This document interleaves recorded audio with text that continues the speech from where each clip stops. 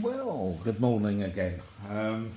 Just thought about time I did another video because I want to actually continue with a previous video regarding F-mount and is it still worth buying F-mount over Z-mount or because what triggered me off to make this video is I've had quite a few discussions on forums about this subject, and actually one of my comments I got from somebody that watched the last video, and they made a comment that they were sick of people, of amateurs, like hobbyists, actually that was the word they used, hobbyists, buying expensive gear and not getting the best out of it. I'm sure there's a lot of professionals that don't get the best out of it. As I've said, before. I mean, what it had to do with him anyway, because at the end of the day, you spend whatever you want, whether you're a hobbyist or whatever. I do these videos purely from a amateur point of view, because all the other videos, the vast majority of videos, in fact almost all of them, are talking about photography from a professional point of view. And whether they try to kid you, whether they are or whether they're not, they are all marketing for the latest and greatest. And I was watching a video yesterday and he was comparing an older camera against the newer Z mounts, and at the end of it he said it all boils down to the glass and how wonderful the Z glass is. And I thought, there you go, marketing. He's pushing the Z mount, which is fine. If people are getting paid, I do not believe these people are not getting paid or pushed or getting something to push the narrative of the latest and the greatest. I don't care what anybody says, that they are, because there are one or two YouTubers that don't do that and will be more than honest.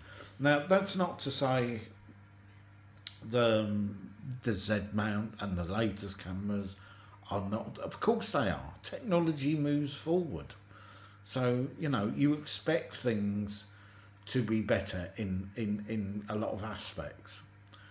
But I would argue that image quality reached its peak quite some years back, and I don't think image quality has really got anywhere else to go, and I think that's been the case for some years.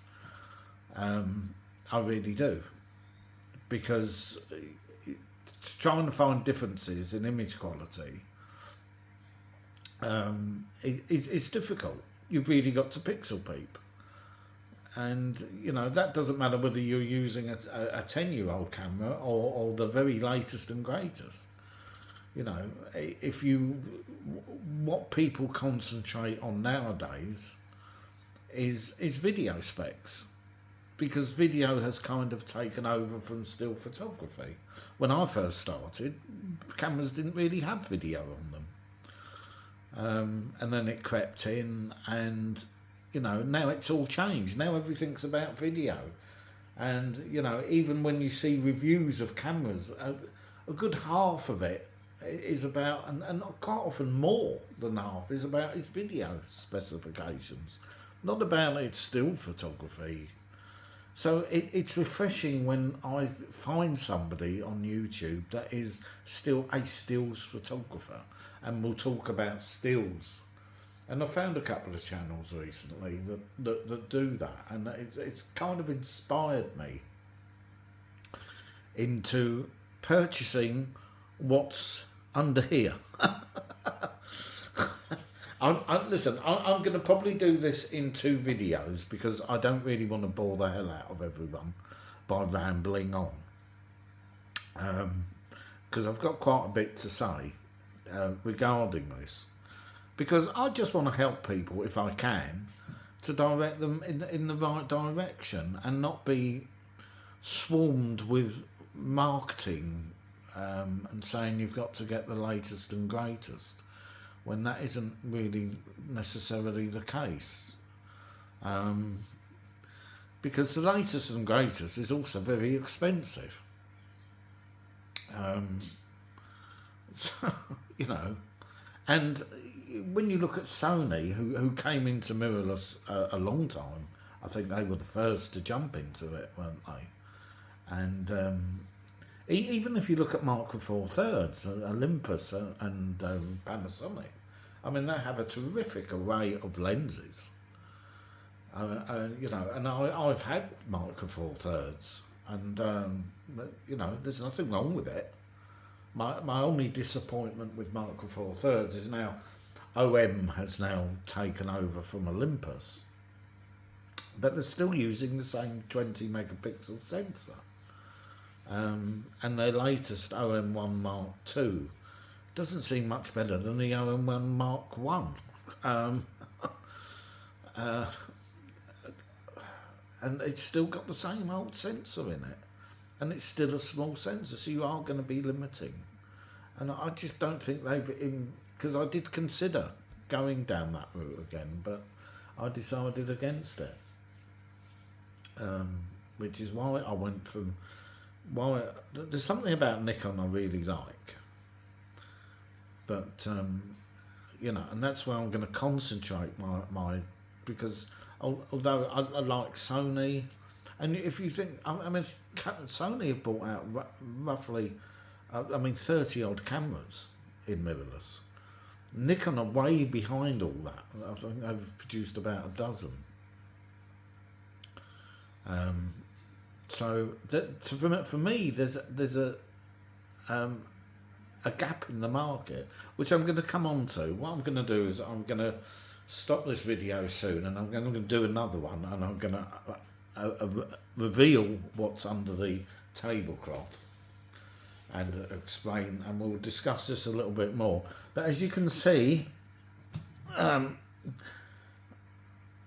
ZF is still here. Now, I did sell it.